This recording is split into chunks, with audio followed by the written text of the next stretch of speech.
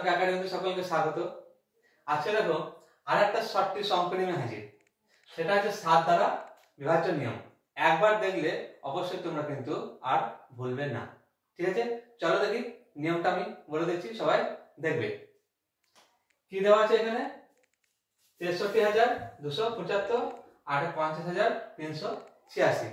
এই দুটোর মধ্যে কোনটা 7 দিয়ে ভাগ যাবে তার নিয়মটা দেখে নাও।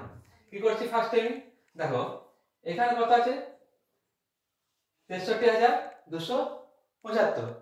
শেষের অঙ্কটা বাদ দিয়ে লিখবো। কি লিখবো? 6, 3, 2, 7। শেষের যেটা বাদ দিলাম আমি অঙ্কটা, তার সঙ্গে আমি কি করব? 2 গুণ করব, দিয়ে বিয়োগ করব। ঠিক আছে, ভালো করে দেখবে কিন্তু এটা। তাহলে কি হচ্ছে এখানে? 6, 3, 2, 7 আর গুণ করলে কত হবে?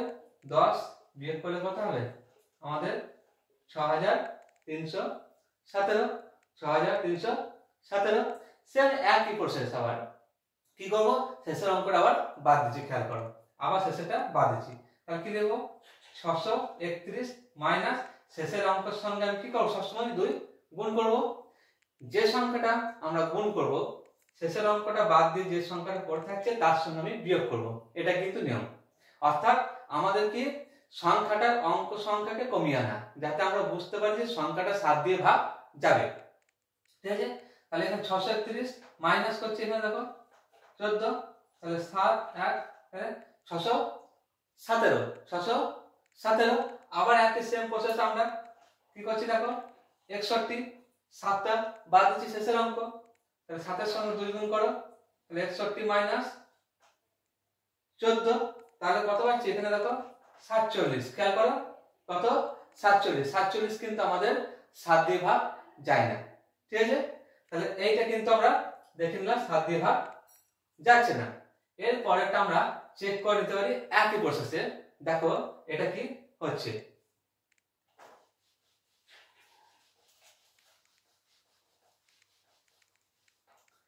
সংখ্যাটা লিখছি আমি এখানে 50386। কি বললাম আমি?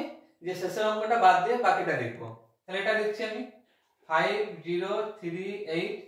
শেষের যেটা আমি ধরো বাদ দিয়েছি তার সঙ্গে 2 গুণ করে বলেছি, তাহলে 2 গুণ করছি এখানে।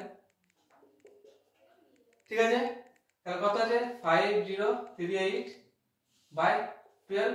এখানে 6 হবে, এখানে 2 হবে, এখানে 5 হবে, অর্থাৎ 5026।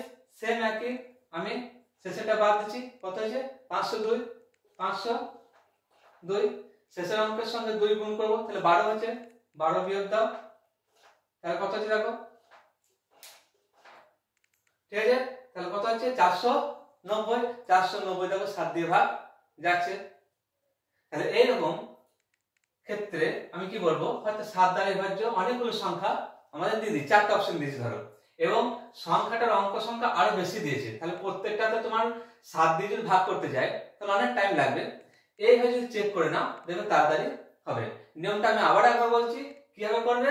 যে শেষের অঙ্কটা বাদ দিয়ে বাকিটা লিখবে, আর শেষের অঙ্কের সঙ্গে 2 গুণ করে বাকি যে সংখ্যাটা আমি লিখছি শেষ অঙ্ক বা তার থেকে বিয়োগ করে করে এভাবে আসবে একই প্রসেসে।